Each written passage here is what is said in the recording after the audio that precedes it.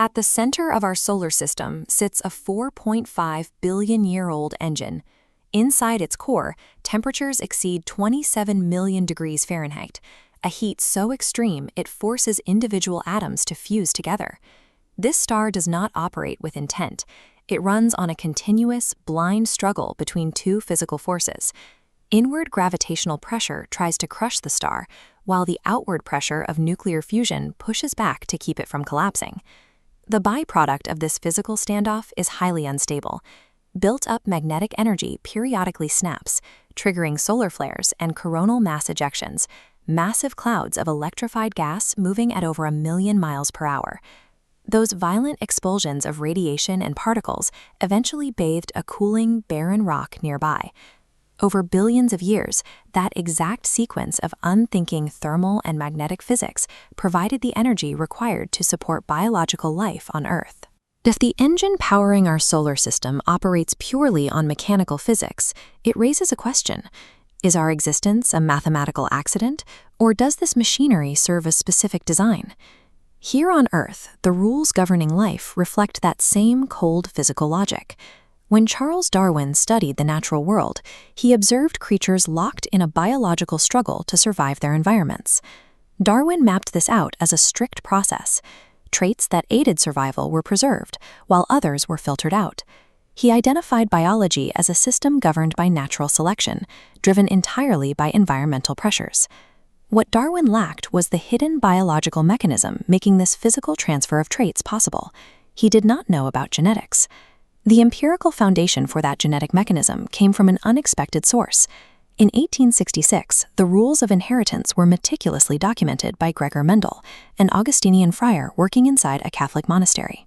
The exact laws of physical inheritance, reducing life to a blind mechanical process, were advanced by men deeply committed to a divine creator. The institutional Catholic Church took decades to formally review the mechanics of Darwinian evolution. They engaged in internal debates, consulted theologians, and evaluated the physical evidence without issuing an immediate condemnation. In the year 1950, Pope Pius XII released an encyclical called Humani Generis. In it, he confirmed that studying the physical evolution of the human form was a completely valid pursuit for natural science. To navigate this, the Church endorsed a compromise. This timeline maps hominid evolution, showing empirical science explaining how biological material slowly adapted into the modern human body. But they drew a strict boundary line. According to doctrine, the human soul is an immaterial substance that cannot evolve from physical matter. The Church declared it is directly created by God. Decades later, Pope Benedict XVI stepped in to defend this exact distinction.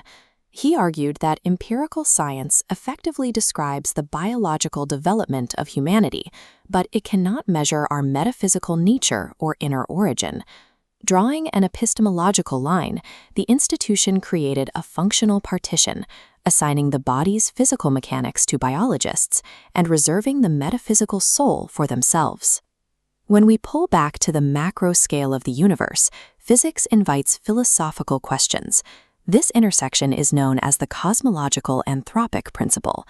The anthropic principle observes our universe's foundational laws, like gravity and electromagnetism, sit in an incredibly narrow, precarious zone allowing for life. The margins are vanishingly small. If gravity or the expansion rate were slightly altered, stars wouldn't form and the cosmos would be dead. Our universe contains billions of galaxies spread across an unfathomably vast, mostly hostile void. The fact that the physical rules governing this immense expanse are precisely tuned to permit our local existence looks highly suspicious to observers. The exactness of those numbers forces a dilemma. We either won a staggeringly improbable cosmic lottery, or the universe was deliberately calibrated by a creator. The universe's precision is compelling, but theologian Tomás Kodály points out a strict logical limit. The anthropic principle cannot be used as scientific proof for the existence of God.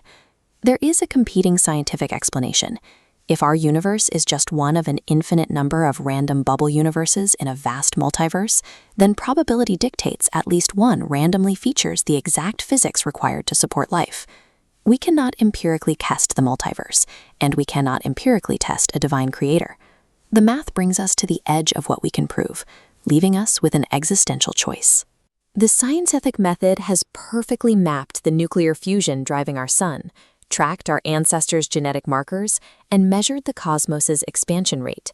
It describes how the magnificent machinery of the universe operates. But deciding why that machinery exists and what our place is within it remains the great, unprovable choice of the human experience.